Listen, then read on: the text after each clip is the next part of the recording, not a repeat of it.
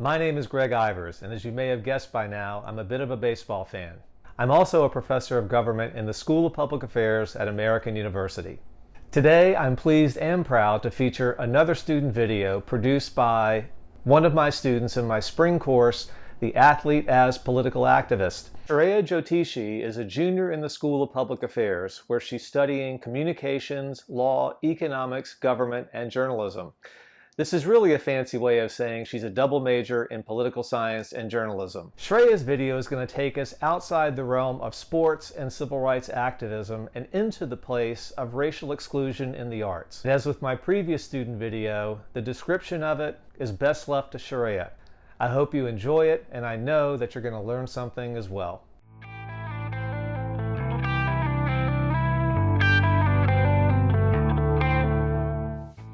Hi, I'm Shreya. I'm a student in our SPA 300 class, but I'm also not many things. As many of you know by this point, I'm not an athlete. I'm also currently not a dancer. However, I am a consumer of art. And in engaging with the world and art in general, I've learned to be in tune with the role that racial dynamics play. I grew up doing a style of Indian classical dance called Bharatanatyam. I'll insert a picture of little me dressed up in Bharatanatyam garb right here. For me, race and dance were always so deeply intertwined because of the cultural importance of the dance I grew up doing. So, to combine my personal passion and intrigue with the content we've been learning in our class, I wanted to pursue a case study of a different kind of dance, ballet. To begin understanding how the world perceives ballet, I began by asking people in my closest circle how they see it. I asked my friends a simple question. What's the first word that comes to mind when you hear the word ballet? The word that I think of when I think of ballet is difficult. Artistic. Athleticism. Strong. It's classic. Moscow. Leotard. It's just this beautiful historic art form. The Nutcracker. Dance. Tutu. Point shoes. I soon learned that most people stuck to the stereotype of seeing ballet as a pretty and powerful sport. With that being said, a form of art that has the power to elicit responses like that should hold elements of racial inclusion. Apart from my friends, to see how the media presents ballet in general, I typed the word ballet into Google and looked at the first few images that popped up. I counted that of the first 50 images, 40 of them featured white dancers. The pictures with people of color were all associated with articles discussing the hardships of ballet as a person of color.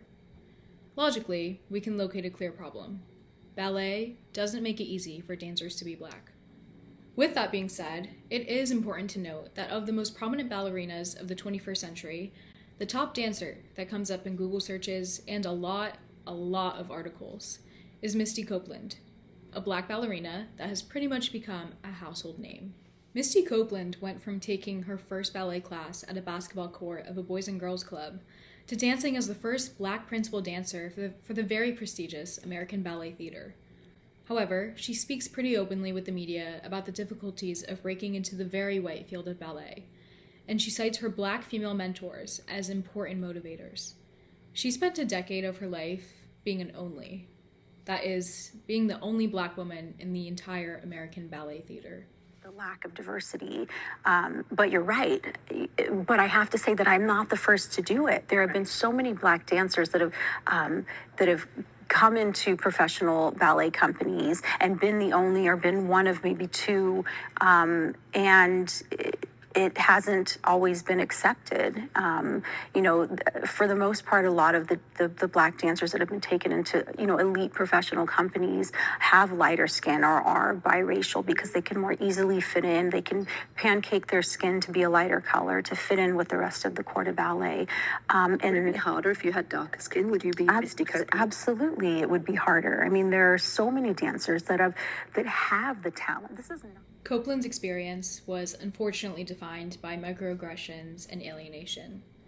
Even more unfortunately, breaking into the white world of ballet connects with a deeply American social trend.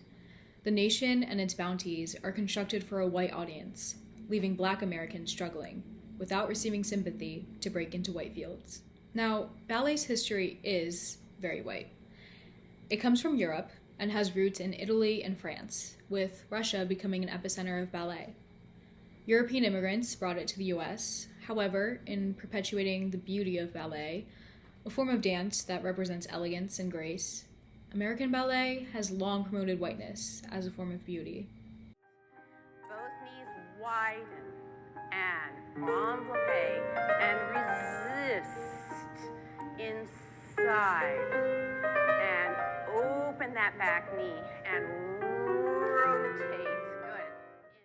For example, in the 1930s, one aspiring black ballerina, Janet Collins, was inspired to take up ballet. She was told that she would just take up space in classes. She was also told in an audition that she would have to perform in whiteface by the director of one ballet company, leading to Collins going outside to cry her heart out. 20 years later, in the 1950s, Raven Wilkinson became the first black ballerina for that same company.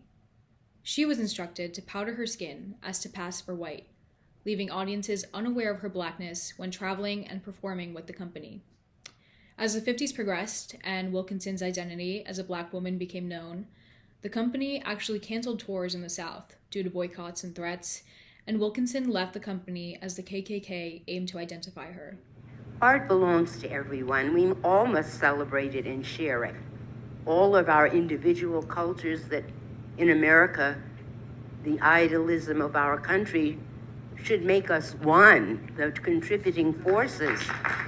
That is so beautiful and enriching, and this is where our true culture lies. The dark history of ballet in America reveals that black dancers like Collins and Wilkinson have been coupling their commitment to the arts with trauma and physical threats.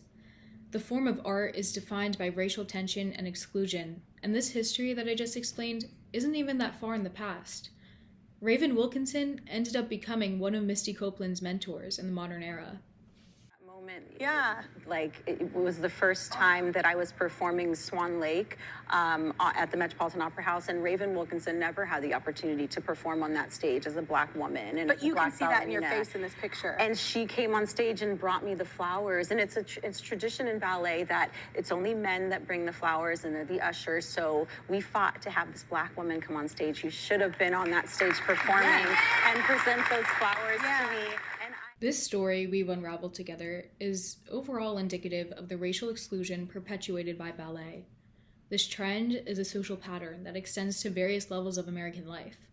There are multiple parallels between black ballerinas simply trying to commit themselves to an art, and professional black athletes over the course of history just trying to make a career out of a sport. Just as black ballerinas have faced threats for simply dancing on stage with a white company, other athletes have met extreme and harmful social criticism. Black ballerinas are still grappling with the whiteness of ballet in the modern era. Point shoes, which are an essential part of ballet that many immediately associate with the kind of dance, are colored lightly, meant to match the skin of white ballet dancers. Black dancers have to buy point shoes specifically made for their skin tone, or they have to spend hours adjusting their point shoes with foundation or makeup to match their skin. For example, the following TikTok was made by a black dancer spending time adjusting her shoes prior to wearing them. Color my ballet shoes with me to get them to match my skin. For this project, I'll be using a trash bag to protect the floor, a foundation, and a sponge. This is a Black Radiance foundation in the shade brown, and my first time ever using it, so I hope it matches well. And I got the sponge from the dollar store. So what I do is take this foundation and put it directly on the shoe and then spread it out and work it in with the sponge. This is an activity that dancers of color have had to do for many years just to get a complete and seamless look. It can be a little tedious, but over time you just kind of get used to it.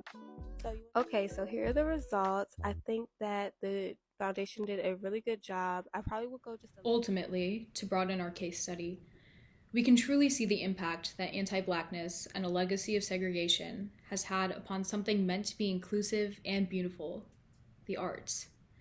Removing black dancers from the standard perception of a beautiful ballerina through decades of active exclusion and instituting obstacles such as light point shoes that make dancing as a black person more difficult all show the impact of the Jim Crow era upon the art that our society can currently enjoy. A legacy of racism has inhibited us from truly enjoying all the beauty that black dancers can bring to the stage and to the world. And there's plenty of work to be done. This research is only the beginning. Even as a non-dancer, giving voice to more Black ballerinas is essential to making the arts a place of unity for everyone. Without change pushing for inclusion and equity, we're letting a history of perilous whiteness continue to overshadow talented Black dancers.